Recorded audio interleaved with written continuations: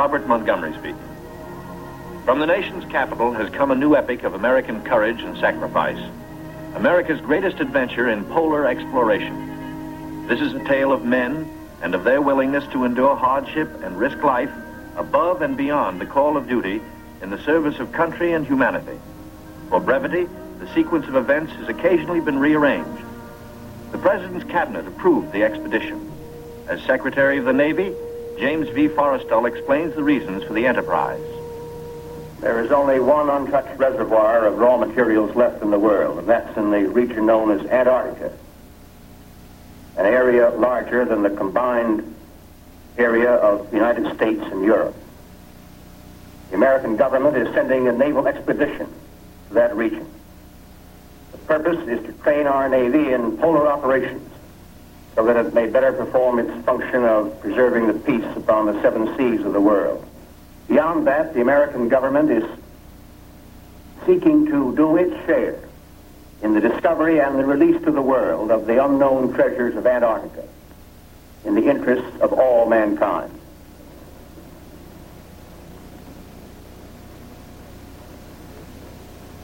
Sums up to this, gentlemen. The Secretary has approved our plans, confirming you, Admiral Byrd, as the officer in charge of the expedition, and you, Admiral Cruzen, as the task force commander. And we get everything we need. That makes Operation Highjump the greatest polar expedition in history. Admiral, time is going to be our greatest handicap. By the time we get through this very difficult ice pack, the summer will have ended and the fall will have set in.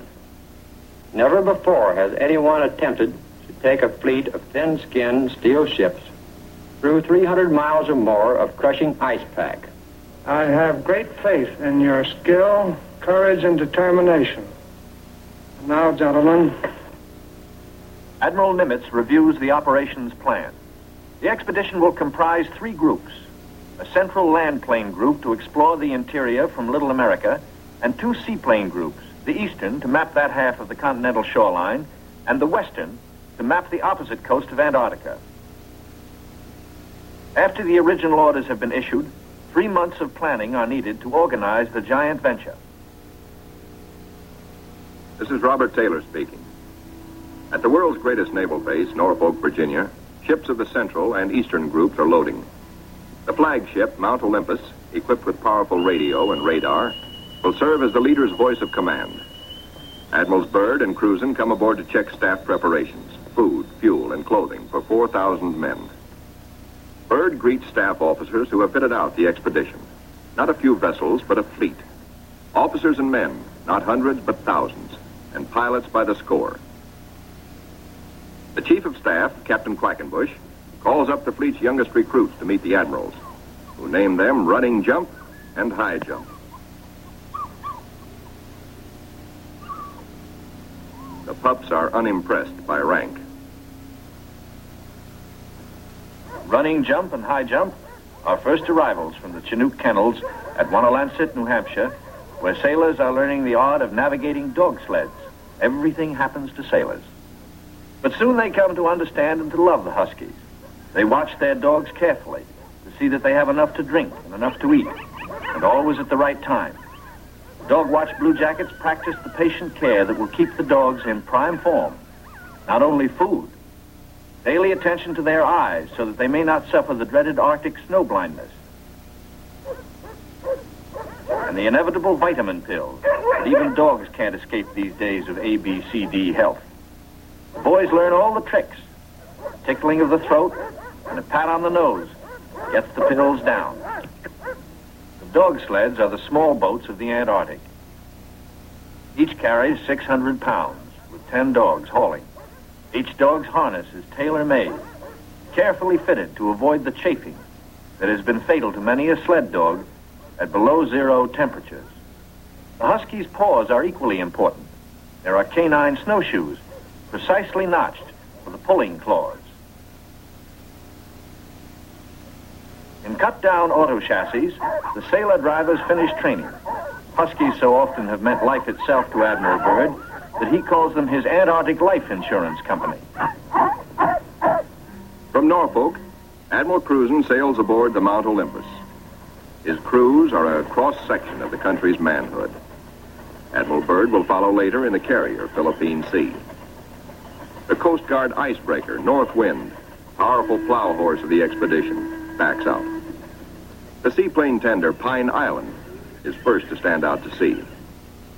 Steaming south via the Panama Canal, the fleet must cover 12,000 miles to reach Antarctica.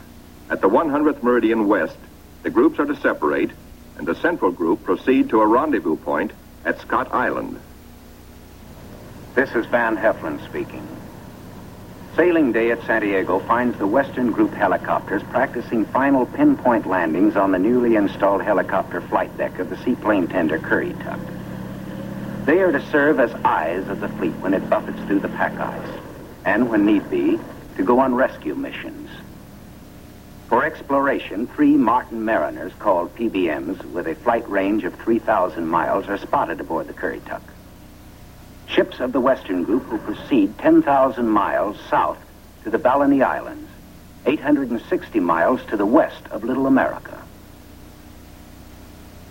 Aboard the Mount Olympus, now heading south in the Pacific, Admiral Cruzen gives a traditional command, and up goes a strange flag. The Jolly Roger, signifying the crossing of the equator and authorizing the ancient shenanigans of the sea, whereby all landlubbers are painfully presented at King Neptune's court. The veteran shellbacks copperplate the pollywog's interiors with a mixture of cylinder oil and chewing tobacco. Next, the pollywogs must kiss the bosun's belly, the only kiss they'll have for many a long month.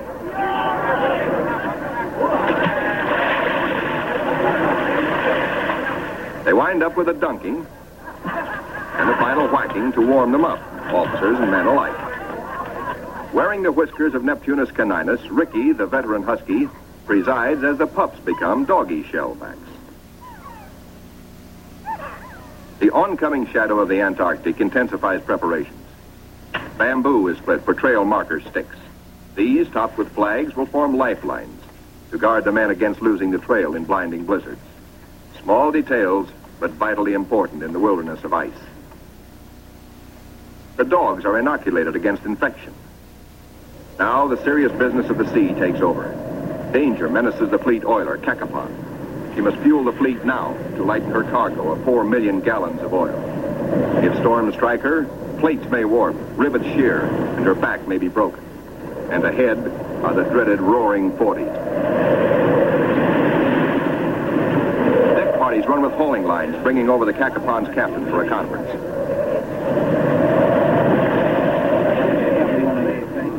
The ships are still on course, forging ahead. But the Cacapon's salty skippers smell storm coming. Few ships travel this lonely ocean, so there are no weather reports. We've got to finish this job fast, he roars, or we'll be caught in a stiff blow. And blow she does.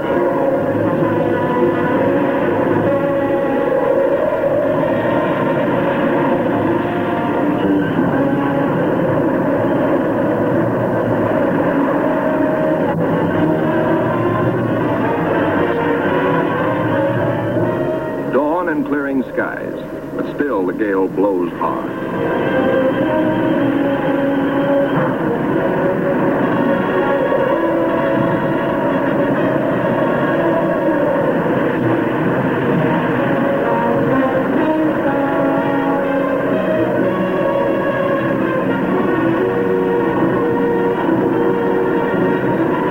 Aboard the seaplane tenders, rolling decks imperil the big seaplanes.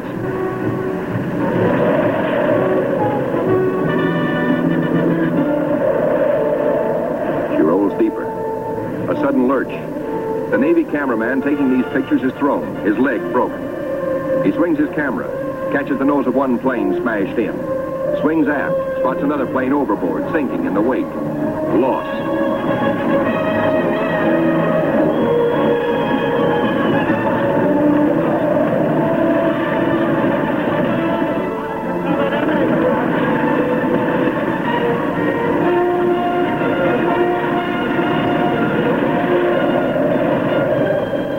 There's no loss of life, but below, in sick bay, the surgeons are busy with the injured. Today, with Navy's modern science, An injured seaman is soon up and about. We go back now to Norfolk and sailing day for Admiral Byrd. 6 DC-3s, called R-4Ds by the Navy, make the longest taxi run in Navy Yard history, each with crewmen riding the tips of their 98-foot wings. Poles and buildings have been removed to clear their way to the 30,000-ton carrier, Philippine Sea. Admiral Byrd will sail the carrier close to the edge of the pack ice, then fly his 6 30,000-pound land planes from her deck, 800 miles across the pack to Little America. A daring and dangerous plan. But precedent was made in 1942 by Jimmy Doolittle in his much smaller B-25s, Tokyo bound from the carrier Hornet.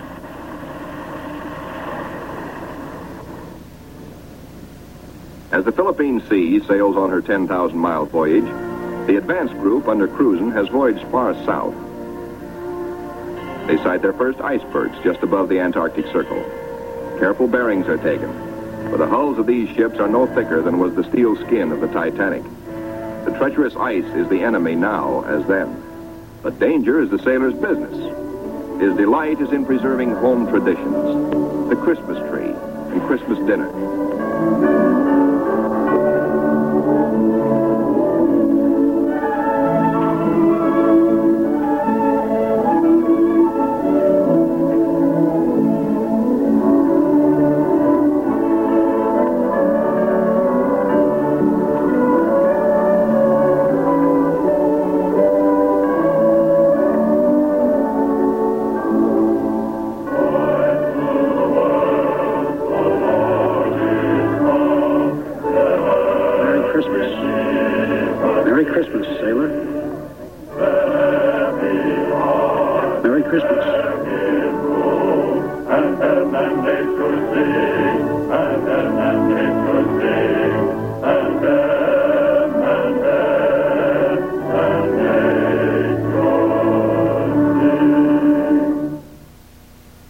We'll be right back with TNT Overnight. 50 years of classic films all night long.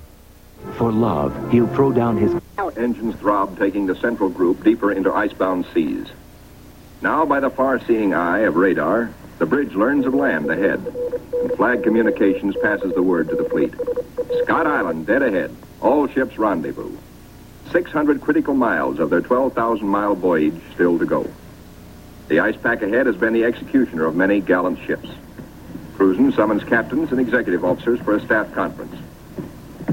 While the staff confers, a small landing boat sets off for Scott Island, named in honor of the heroic British explorer, Captain Robert Falcon Scott, who lost his life a generation ago trying to fight his way back from the South Pole.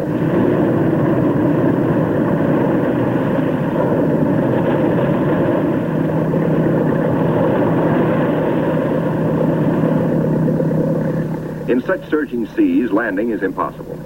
The boat heads back for Mount Olympus with serious news. Cruzen must abandon his plan for a weather station here on this rugged submarine mountain. Time presses hard. With his operation officers, Cruzen transfers his flag from Mount Olympus to the Coast Guard icebreaker, North Wind, for she must take the lead, cut the channels. Admiral Cruzen's battle now begins. Through 600 miles of peril, the Admiral must bring his ships to the open Ross Sea, and thus to the Bay of Whales and Little America. Cruzen signals, "Follow me," and sets a careful course past icebergs. There she blows, sings the lookout. There she breaches, close aboard. These huge whales measure up to 80 feet long, and each yields oil worth more than $2,000. The radar watch informs the bridge they have picked up a big ship, a Norwegian whaler, with her killer craft in close company. The Norsemen report the heaviest ice pack in 40 years. This year, they tell the Americans they're staying to the north of the ice. The Norwegian captain urges, exercise extreme caution.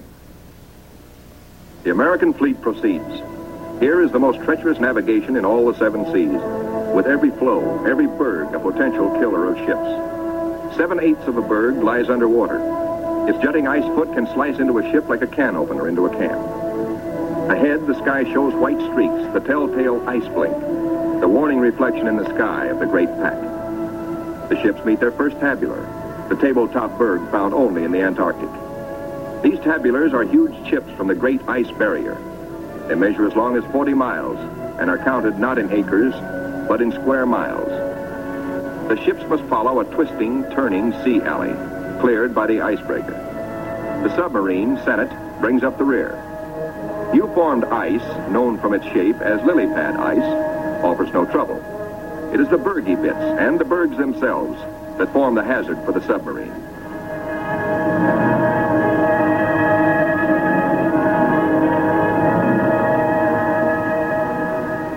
A little Adderley penguin comes aboard as pilot, rides the deck for 2 solid days. Navy cameramen find new subjects, a group of emperor penguins feeding in the lead.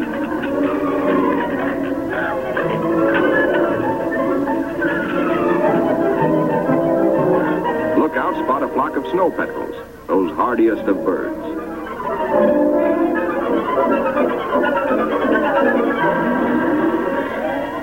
Admiral Cruzen orders reconnaissance by helicopter and himself boards the plane as observer. For the first time, the helicopter serves as the eyes of the fleet to scout out a way through the ice.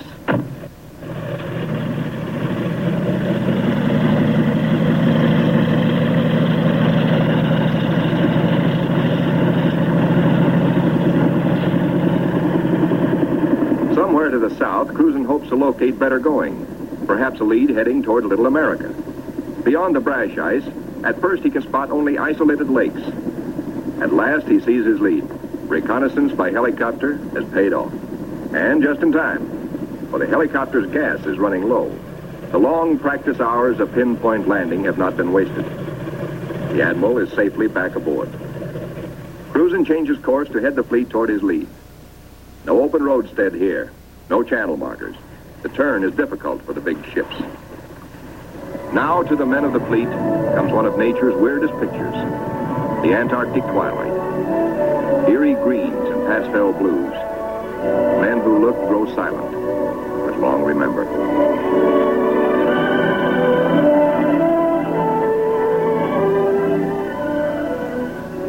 Nor will they forget the dawns and the seals.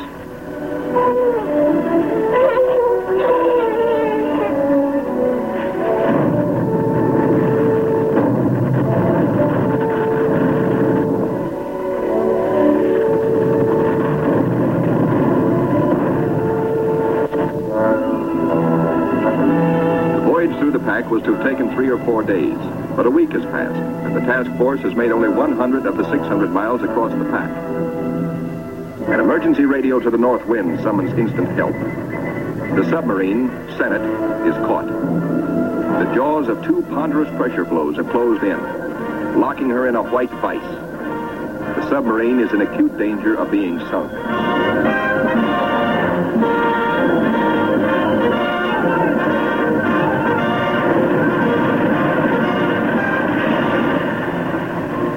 Realize now that the Senate may never get through. Cruzen signals, resume course.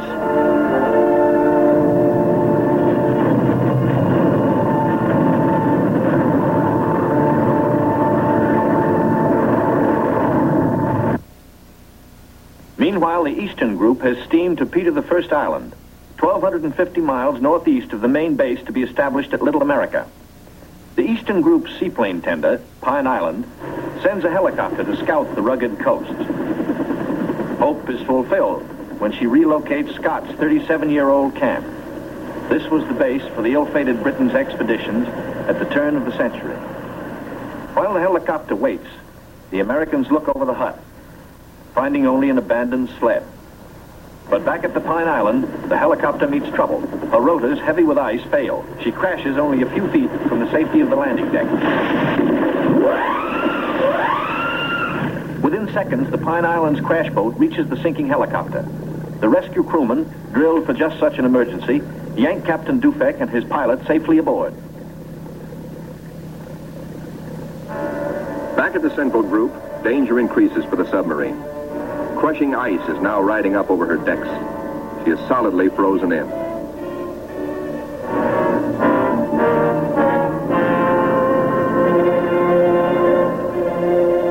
The Senate's situation is desperate. Clearly, she cannot undergo further risks. There are 85 men aboard. The ice locking her in is a solid pressure field spotted with birds. She must be taken back. The North Wind cannot get the fleet through if constantly halted to rescue the submarine.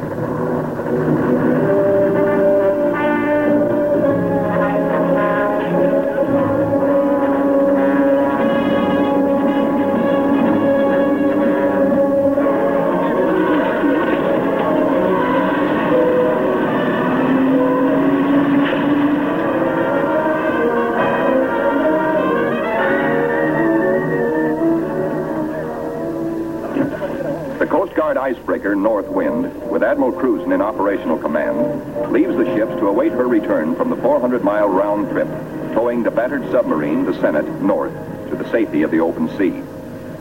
1,200 miles to the west, 10 men set out from the western wing of the expedition on a hunt. For one of the seaplane tender Currituck's missions is to bring back specimens for the Federal Fish and Wildlife Commission. The marine marksmen storm the ice floes. These seals are armed with tiger-like jaws, easily capable of mangling a man's arm or leg. The men risk the slashing jaws of the master bull himself. He's no calf, he fights to kill. Once secured, he finds out for the first time in his life what it's like to be petted. That's not so bad.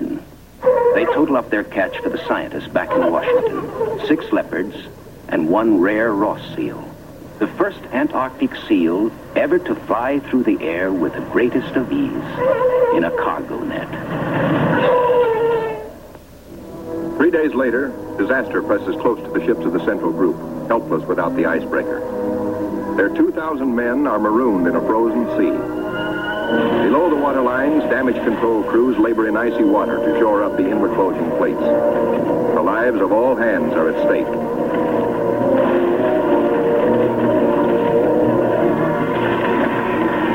The radio flashes an SOS to Cruzen 200 miles to the north. Quickly, he orders the submarine to go on by herself to Scott Island and there operate as a weather reporting station. And now begins a race against time well worthy of high place in the traditions of the United States Coast Guard.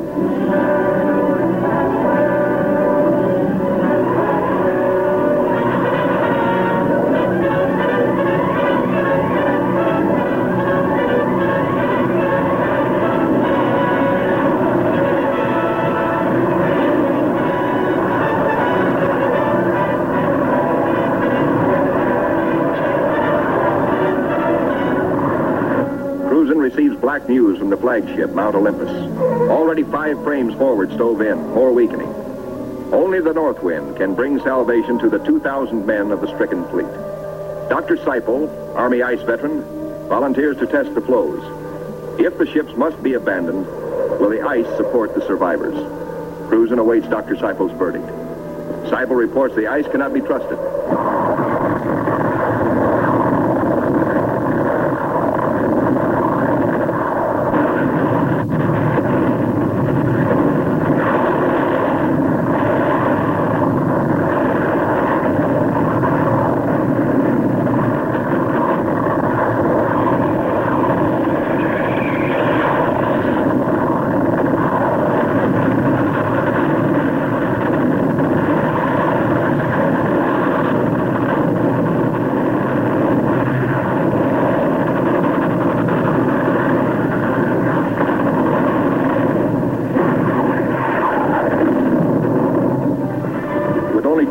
To go, the icebreaker is hemmed in by ice 20 feet above water, 50 feet below, in an area as great as 100 acres.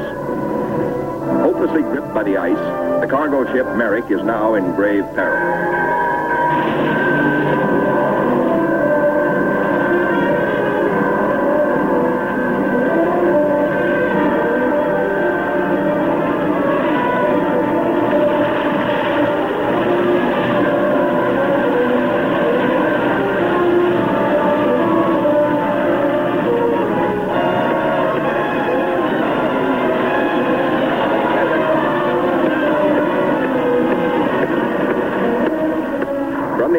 The fleet is now in sight over the pressure ridges. The desperate struggle of the North Wind to reach them seems hopeless at times. The icebreaker counts her gain by yards now. Captain Thomas dares passages that normally he would avoid. It's the critical last round, a straight-out slugging match.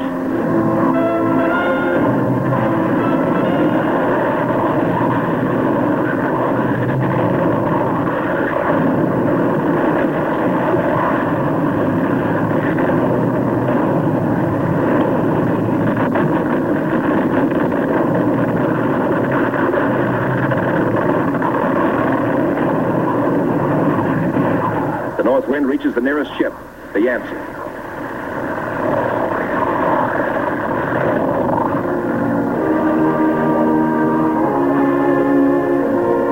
The Coast Guard icebreaker, North Wind, commands the only power operating in the whole frozen fleet. The Yancey and her 500 men are saved. Next, the Merrick, heavy in the water with a hole in her bow below the waterline.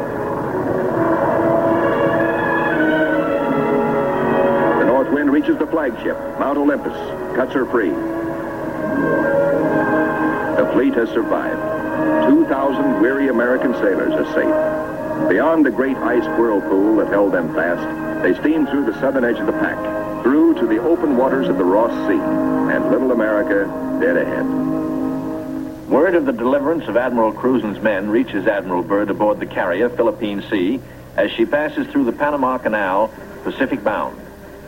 Officers watch sharply. The glove-tight fit of the 750-foot hull requires that the ship be kept exactly ruler edge true to the sides of the lock. The Philippine Sea navigates the canal in a day.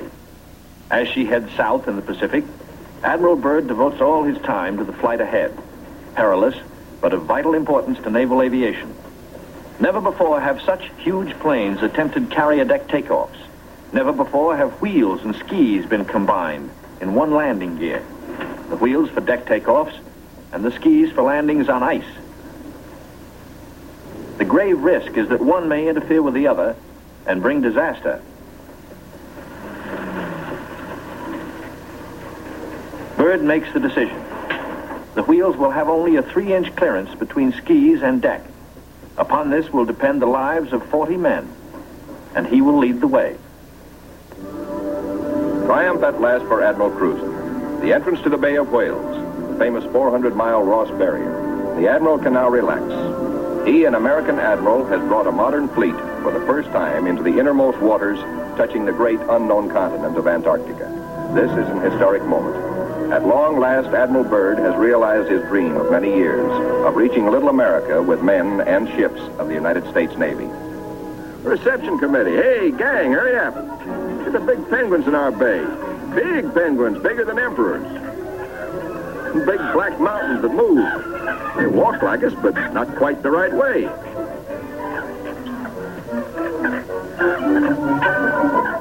Come on, gang. We gotta go see what gives.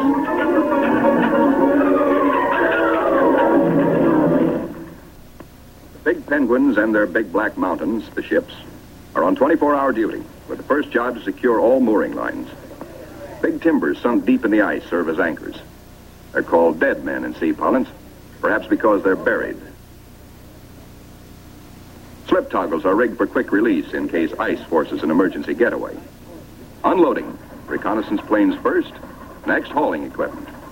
The Marine Corps weasels. Heavy-duty caterpillars and trucks, 40 in all. Here are no port facilities, but the Navy shows its self-sufficiency as it did throughout the war in operating at sea without bases or with improvised bases. Here are no docks or roads, yet all freight aboard 3 heavily laden ships is hauled 2 miles over the ice up to Little America. Dogs next, a barking, tugging boatload of huskies. And the pups, growing fatter and bigger every day. All are happy with the welcome smell of snow in their nostrils. This is home. This is fun. But this is work, too, for time is short. And the dogs must haul their share of the tonnage. Halt. Trouble ahead. Pressure ridges block the way inland to Little America. Even the largest caterpillars are stalled. The call goes out for dynamite crews, Navy's trained demolition teams, seasoned on enemy beaches. They must blast the 50-foot ridges, clear the way to meet the expedition timetable. The ridges are deep. Blasting takes hours.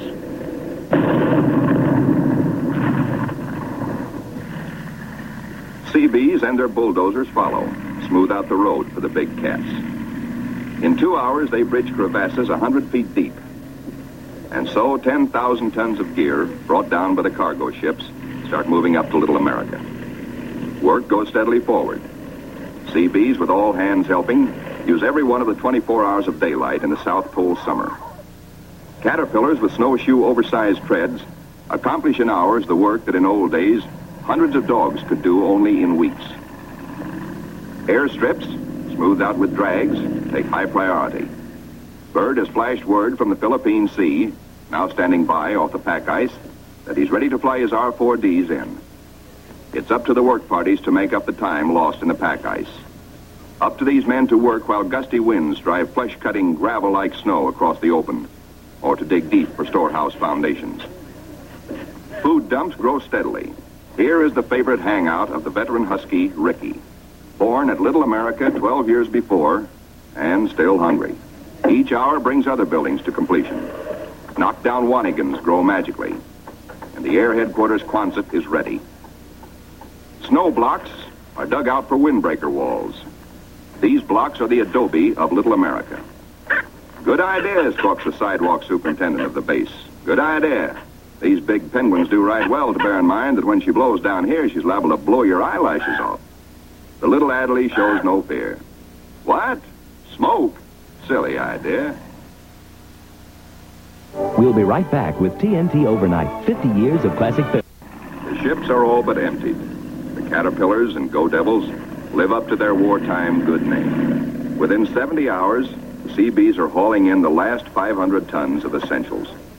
Only a few more cases to be broken out.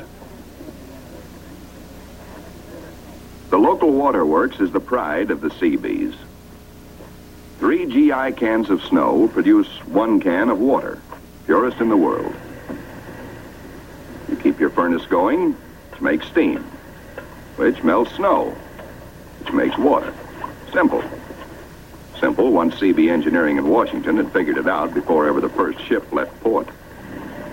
And now, the ordered streets of a tent city that is Little America the Fourth come into being where 3 days before, the primeval snow lay unbroken. The church flag on the first Sunday signifies a pause for prayers.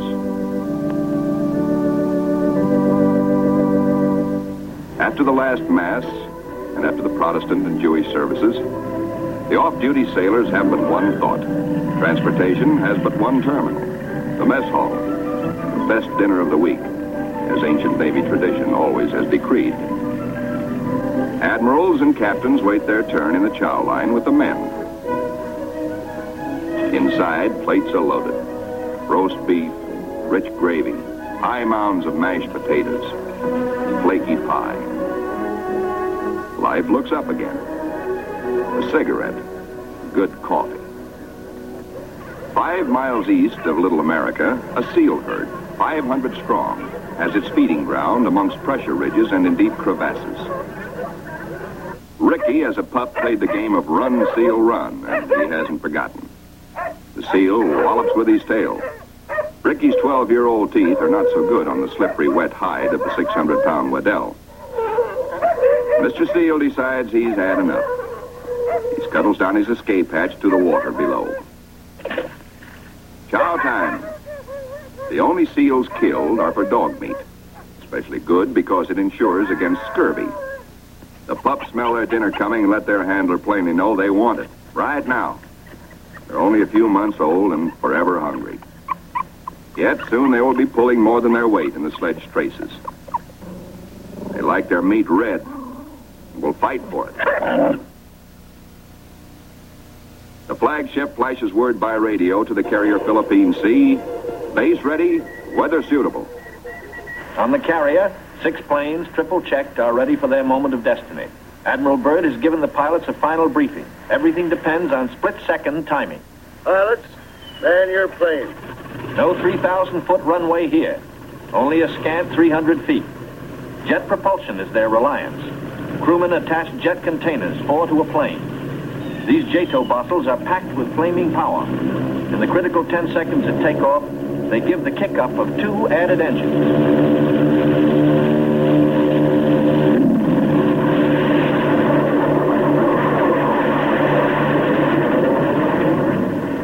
Byrd is airborne in exactly 100 feet.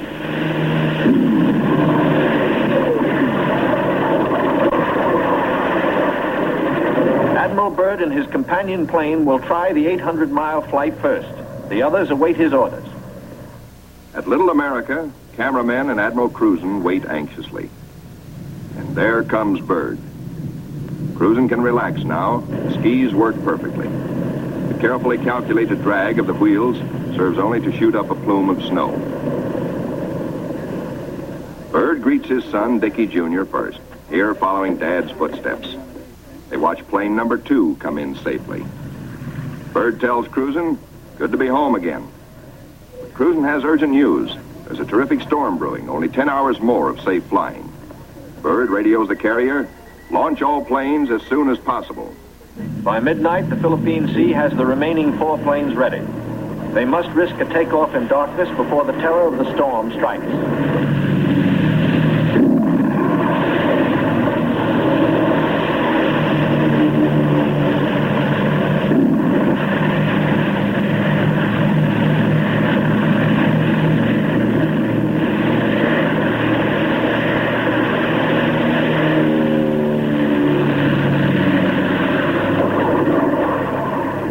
Daylight finds the planes over the pack ice. With frozen death below and weather closing in, navigation becomes tricky. This close to the pole, the magnetic compass is no help. At the base, men scan the gray skies, looking, and finding only the blackness of the approaching storm, now visible to the east. If the planes don't make it within an hour, but in they come, one by one, to land in the last remnants of clear light. Each landing is the first on the ice for each pilot. These men are the first ever to fly big planes into the Antarctic. Or on previous expeditions, the planes were freighted in, assembled, and only then were they flown. These Navy and Marine Corps flyers have been bred on stormy going.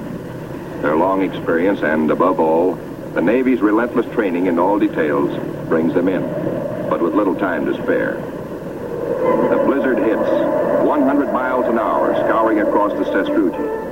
In storms such as this, many brave explorers have died.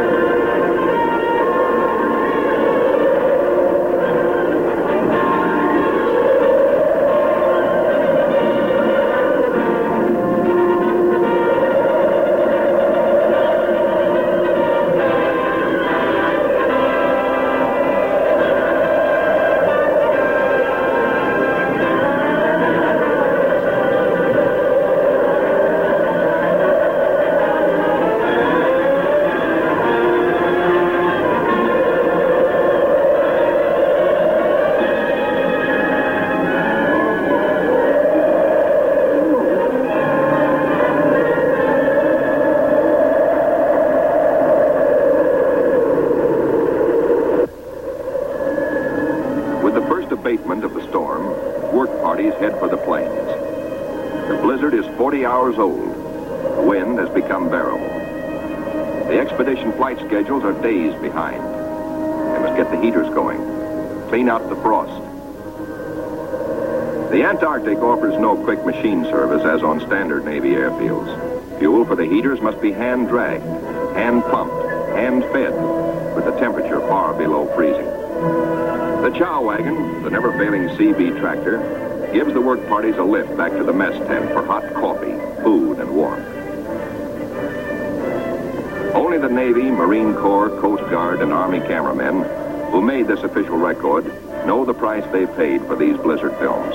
They covered the Pacific battles for posterity. This cold day, they froze their whiskers to make these first color films of an Antarctic blizzard. Little America digs out. The planes still stand on the line uninjured. Icicles and snow to be cleared off, but no plane blown away. Lashings held. Tent City intact, proved out the technique of survival evolved by Byrd in a lifetime of exploration. Not one tent went down.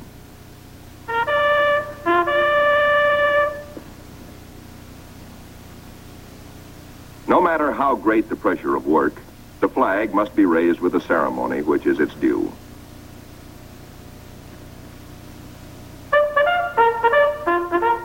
Admiral Byrd declares Little America IV in full operating commission. The Admiral and the party ride weasels 12 miles south to visit his earliest camp, marked by the radio towers. Little America I, now 40 feet under the snows of 17 years. And above it, Little America II, 25 feet under the snows fallen since 1935. Captain Boyd, United States Marine Corps, ties on a safety line. While Admiral Byrd and 3 veterans of his previous expeditions watch, Boyd inches his carcass down the old ventilating hatch. It stood 20 feet in the air when it was put up 12 years before. He pokes a stick up as a marker for the main hatch. Now all hands, the Admiral included, will have a chance to go look-see. Below, the old-timers find a lantern that lights at once. And all manner of other gear. For here in Antarctica, there is no decay, no rust, no dust, not even germs. Fruits, vegetables, meats, all good after 17 years. Small wonder Byrd preaches that one day Antarctica may be the world's storehouse to keep the 7 years surplus for the 7 lean years. Byrd, bringing with him the old corn cob he'd forgotten in 1930, comes up last. He meets heavy going, but he makes it the hard way and seems to like it. We'll be right back with TNT Overnight. Can men survive in freezing water? Men from Mars, members of a special underwater demolition team, wear the new cold water rubber survival suit. In contrast to these skylarking youngsters eating ice cream in the ice, men in ordinary clothing are paralyzed in 6 minutes and die very quickly thereafter. Yet these sailors, wearing only underwear beneath their survival suits, stay in half an hour and come up chipper and warm. On the sunny afterdeck of the Mount Olympus, the expedition's prize penguin catch, the big emperors, are living the life of penguin Rileys. They grow 4 feet tall, weigh up to 80 pounds, and are the only creatures who live throughout the year on Antarctica. Eons ago, they flew. In time, their wings evolved into swimming fins. Their deep feathers are the warmest known. Their feet, thick leather-like pads. On these, they lay their single egg and tuck it up within the body feathers for warmth, to hatch it. In captivity, they must have their vitamins. Keeping them alive for the return voyage is quite a problem, for their bloodstreams have no germ resistance. Their necks are ball-bearing. Strangely enough, the smaller captive penguins prefer their fish fillets. They won't eat live fish out of a pail. The rockhopper penguins are the clowns of the Antarctic. 20 inches high, cocky yellow eyebrows, sassy, and forever hungry. As the men find out, they'll eat their weight in fish every 3 days. The gathering of scientific data ranks high in expedition plans. Admiral Byrd says goodbye and good luck to an over-ice expedition which is to probe deep into the Rockefeller Mountains, 300 miles southeast. 2 LVTs hauling supply sledges strike out into the white darkness, their mileage checked by bicycle wheel counters astern. In the mountain rocks, they will seek minerals and ancient petrified vegetation. Hourly, they will record important aerological data. But exploration by plane has priority 1. 1.5 million square miles are to be explored and mapped, and the oncoming winter soon will end flying weather. The wheels come off, but both takeoffs and landings on the ice must be made by skis alone, delicately balanced to feather in the wind, yet strong to stand the shattering shock of landings. Organized exploration on a scale hitherto undreamed of calls for precision timing. Each plane is serviced on exact schedule with 1,200 gallons of high-test gas and with preheated oil tested to function at 80 below. A pressure tank, especially designed for operations in deep cold, pumps the oil into the planes. Daily flights begin. Each plane has a definite sector to explore, a definite timetable, a definite radio report schedule. While the weather holds, flights operate around the clock.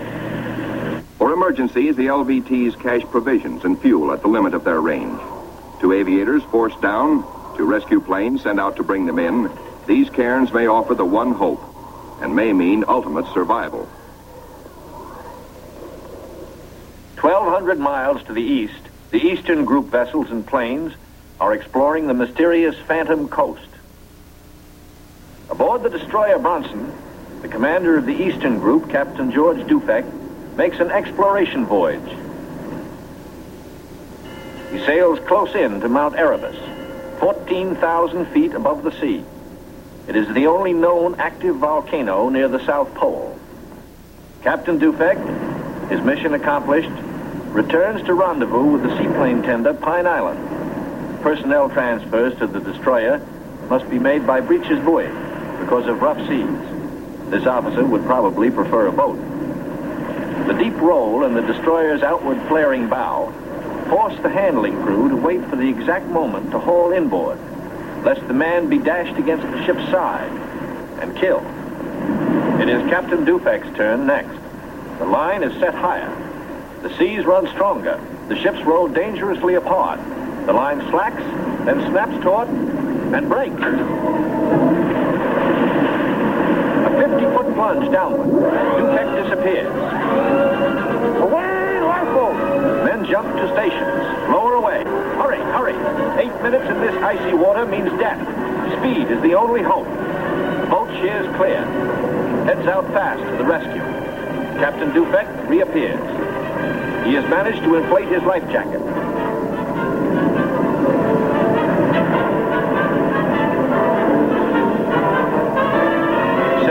Gone. Dufek grabs the lifeline. The seaman clutches him. By a margin of seconds, he is saved.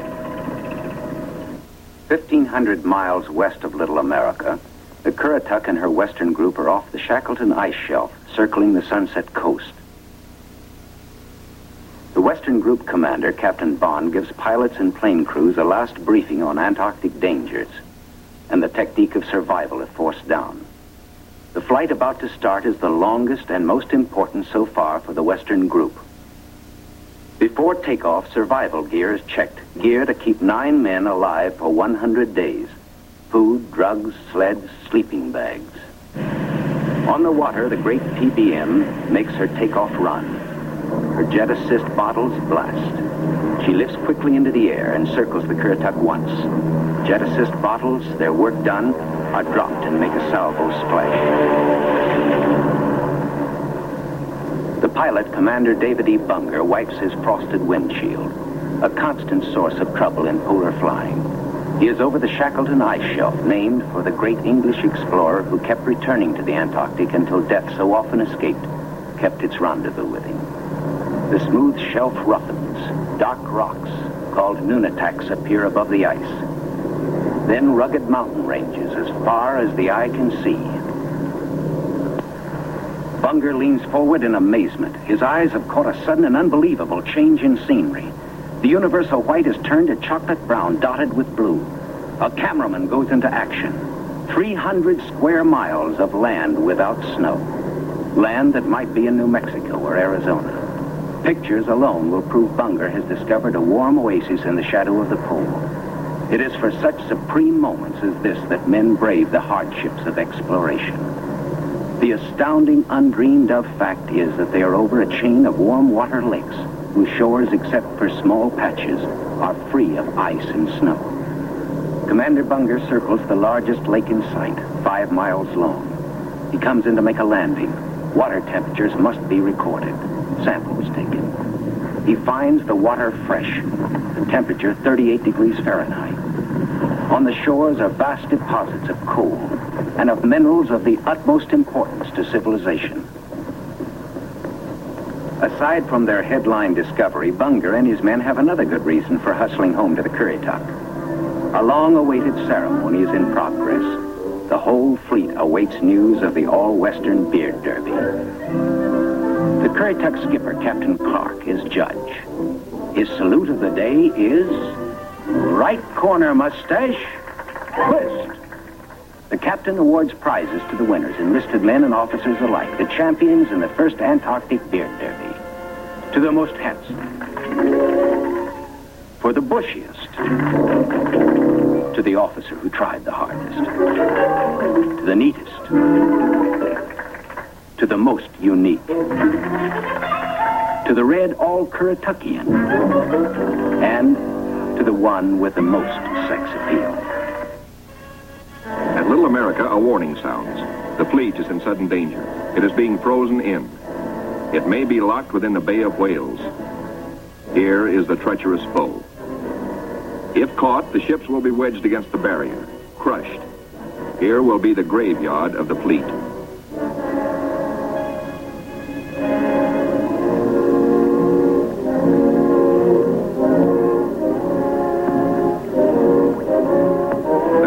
Icebreaker Northwind goes into action, ramming, backing, ramming again to break up the crushing floes.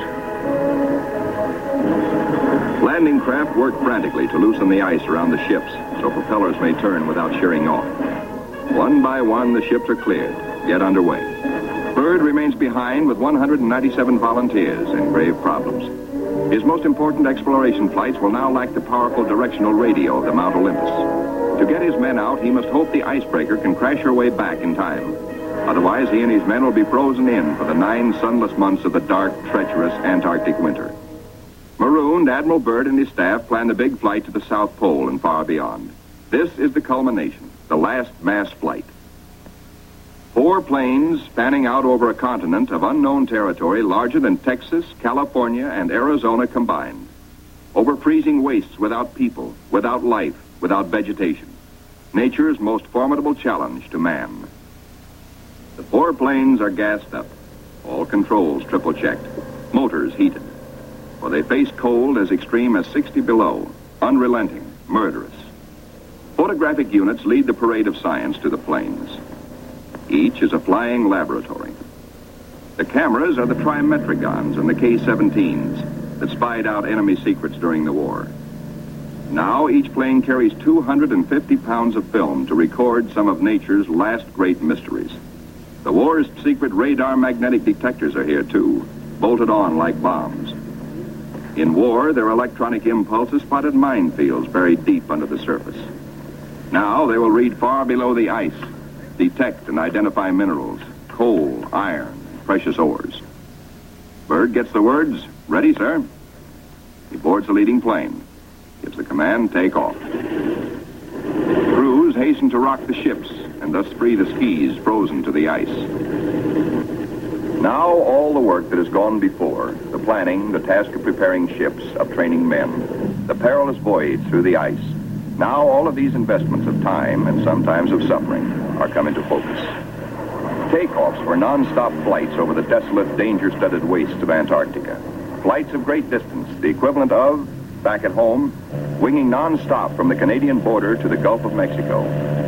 Aviation is all important in the Navy's Antarctic exploration, just as aviation is all important in a modern Navy that must be strong under and above the sea, as well as on it. We'll be right back with The shelf ice, Byrd leads his 4 planes in the long climb over pressure ridge areas, heading for the polar plateau, 10,000 feet up. Below are no landing fields, only deep crevasses, pressure ridges 100 feet high, instant destruction for a plane forced down. Byrd pioneered the first South Pole flight in 1929. He applies again the practice of constant vigilance, careful calculations that assured his earlier successes. Over this cruel country, Byrd flies today at 3 miles a minute. In earlier explorations, 3 miles in one day was frequently the utmost for Shackleton and Scott for Britain, Amundsen for Norway, and Byrd himself for America. The Beardmore Glacier, 200 miles long, 50 wide, 1,000 feet deep, who knows? Byrd checks position by the sun compass. The glacier signals the South Pole itself. Here, Byrd drops the flags of the United Nations, carefully boxed, a symbol of America's goodwill to all nations. Now beyond the pole, Byrd focuses his cameras and magnetic detectors on land new to him and to all mankind. In eastern group waters, the seaplane tender Pine Island swings out a plane. Listed on the fleet's roster as Mariner George 1. Crew members look out. No shadow of coming disaster troubles their young faces. Captain Caldwell, observer. Lieutenant J.G. Frenchy LeBlanc, pilot in command. Lieutenant J.G. Bill Kearns, co-pilot. Ensign Lopez, navigator. And a crew of 5 take off to map the treacherous Phantom coast.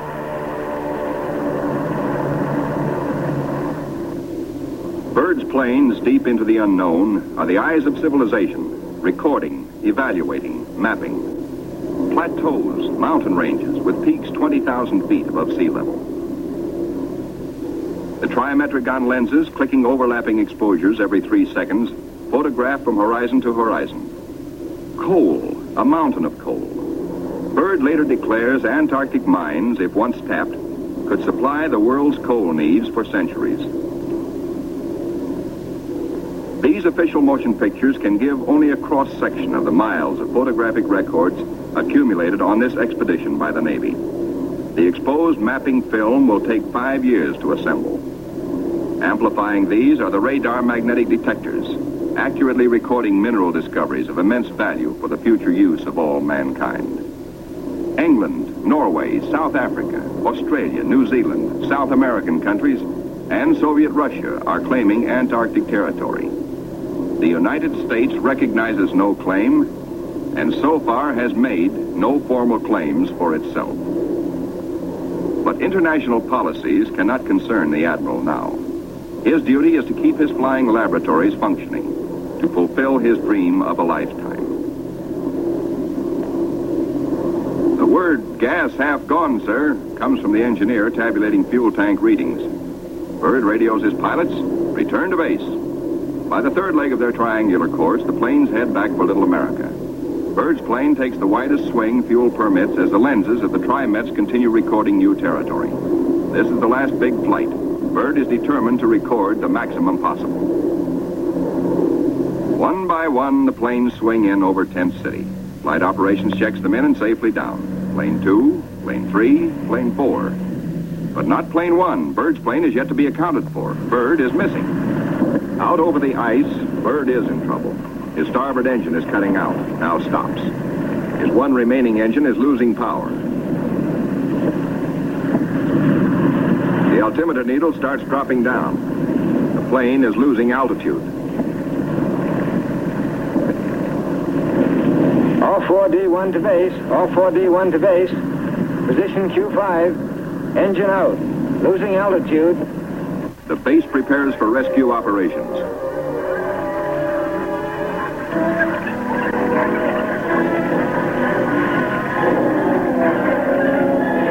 Handicapped by the partial power of one engine, the plane is in jeopardy. Down she drops. The needle drops from 3,000 feet downward, threatening peaks around her. A further drop might mean a crash. Only one hope: reduce the load, lighten her at once. Maybe that way, maybe if enough weight goes, maybe she will hold. Already the mountains are above. She is deep in the valley, deep in the shadow of disaster. The needle drops downward from 1,700 feet. Jettison all gear.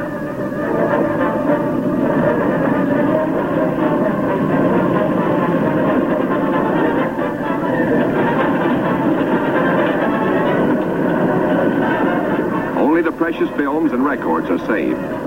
The gamble is life or death.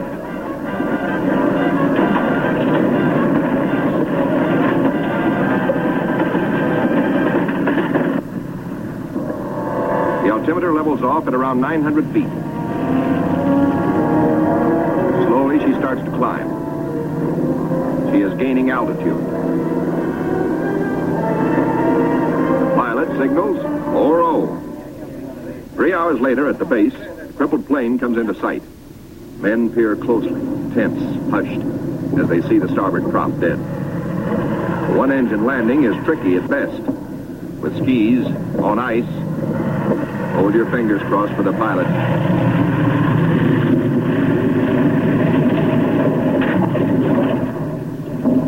Safe, safe, good going. The greatest exploration flight of all history has ended in success. The flight beyond the South Pole. The flight beyond imagination. But over the Pine Island with the Eastern Group is the shadow of tragedy. Captain Dufek flashes the word by radio. To Eastern Task Group. From Task Group Commander, Mariner George 1 overdue. This group commenced standard search and rescue operations immediately. Grim men with grave news from Captain Dufek. No time now for jubilation over his own escape. No mood for rejoicing. Byrd knows better than any man the tragic import of the message. In the freezing danger of the Antarctic, seconds are hours. Minutes are days. Every resource of the expedition must be mobilized instantly. All planes must take the air. All men stand alert for emergency duty. Over the ice pack, above the open sea, across the barrier. Mariner George 1 is down with men. No radio signals coming through. That means a crash. Search, search, search. Wherever the plane is, it must be found. For maddening, anxious days, fog shrouds the area where the accident most likely took place. Men are frantic, yet daily at their own request, at their urging, in fact, the crew of the Pine Island gathers for prayer service. On the 13th day, the weather breaks clear. Captain Dufek sends another PBM into the area heretofore shrouded in fog. At last, in clear visibility, the pilots and men scan water and pack ice along the Phantom Coast. Wherever they are, the 9 men of the George 1 have been lost almost 2 weeks. Hope is thin. 5 hours out, Commander Howell, the pilot, spots smoke. A signal fire. Some are alive down there. How badly hurt? How many live? George 1 smashed. The wreckage scattered, some of it burned. And a message on the wing. Lopez, Henderson, Williams, dead. No seaplane can land on the ice. Can the survivors reach open water? Howell must drop a message. We'll land Barrier's Edge 10 miles north. We'll drop flags to mark trail. If you can walk it, form circle. If not, form line. Howell knows the gravity of the decision Captain Caldwell must reach. But if the men can walk, a day may be saved. A precious day for the injured. Howell flashes the news. Captain Dufek gets the word and gives it to the Pine Island by loudspeaker. Attention all hands. This is the Task Group Commander speaking. Mariner George 1 has been sighted. Rescue operations are in progress. Howell circles his PBM over the wreckage. He watches for his answer. The huddle of men breaks apart. They've reached a decision. It's a circle. They'll try the 10-mile trek to board the PBM at the water's edge. Howell's crew have the relief gear ready now for the men below. Cargo chutes float the heavy packages down. First aid boxes, rations, skis, blankets. For men hungry, cold, hurt, and losing hope, the chutes are as lovely as shining stars. Symbols of life restored, of return to families who've been waiting and praying. Now to mark the trail. The PBM's crew have hundreds of flags, each weighted to land and stay upright. If fog should again close in on this desolate coast, there must be no second disaster, no wandering from the road to rescue. The survivors follow the trail markers. 5 able to walk, 1 on a sled, 10 miles to go. These men are marching out of the shadow of death into the sunshine of life. Aboard the rescue plane, ready to leave the barrier edge, the survivors, 6 thankful men, jerk out their story in bits and flashes. How Henderson, Lopez, and Williams died in the crash and explosion when they smashed up in milk bowl visibility. How they found scattered cans of food, a stove, and fuel to keep it going, and 1 tube of sulfur tablets, just enough to keep Frenchy LeBlanc, their gravely injured pilot, barely alive. Proudly, they tell how Captain Caldwell consulted them all in dividing their little food, how he kept watch, inspired their faith, and how they prayed as men always do when there is no other hope but prayer. Bill Kearns, co-pilot, grins hello. First off is Frenchy LeBlanc. Corpsmen carry him tenderly in a Stoke stretcher. War and Robbins pulled him out of the blazing nose of the plane, but his back, hands, and face suffered 3rd-degree burns, and in the Gethsemane of waiting for rescue, both legs were frozen to the knees. Amputation is inevitable, but he will live. The ship's company of the Pine Island greets their skipper, Captain Caldwell. observer on the flight.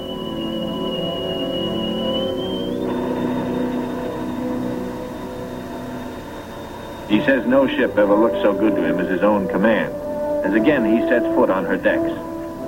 His executive officer greets him with sincere affection. Captain Dufek warmly welcomes the survivors. Co-pilot Kearns, his broken arm in a sling. McCarty, the photographer. War, the radio operator. And smiling Shorty Robbins, the motor mech. The head is warm.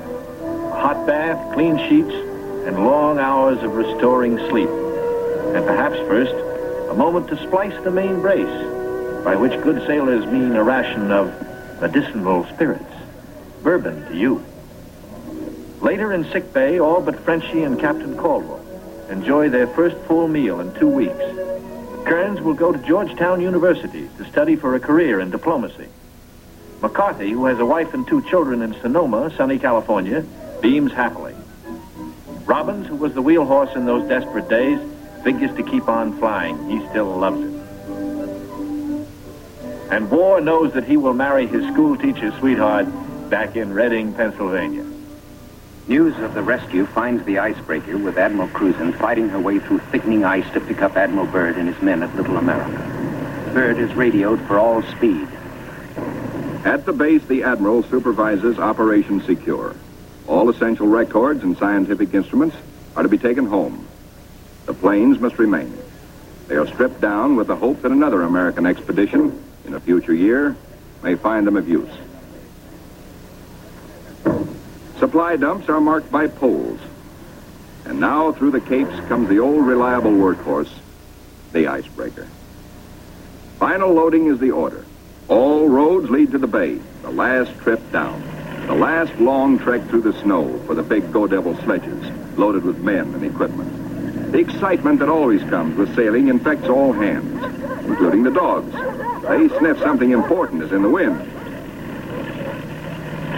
With normal quarters for 75, the icebreaker must jam aboard the additional 197 men of the base party until, after the voyage north, she can transfer personnel to the big ships awaiting her at Scott Island. Byrd is among the last aboard. He can now report to Admiral Nimitz, Operation Highjump completed. Our men have achieved accomplishments unparalleled in the history of discovery. Our central group has flown far beyond the South Pole, mapped 1/3 million square miles never before seen by man. Our eastern group mapped 3,000 miles of phantom coast and charted 40,000 square miles of coastal ocean areas hitherto unknown. Our western group, flying hundreds of air hours, mapped the 4,000-mile Sunset Coast, made the amazing discovery of warm land in Antarctica. In all, the expedition explored more than 1.5 million square miles. Our scientists, by use of the radar magnetic detector, have pinpointed fabulous treasures and resources of great significance for all mankind. The men who did the job, Navy, Army, Air Corps, Marine Corps, Coast Guard, and scientists, are going home. Tired men, they're going home to their mothers, sweethearts, wives, children. Home, strong in the knowledge that they have met the Antarctic battalions and conquered it.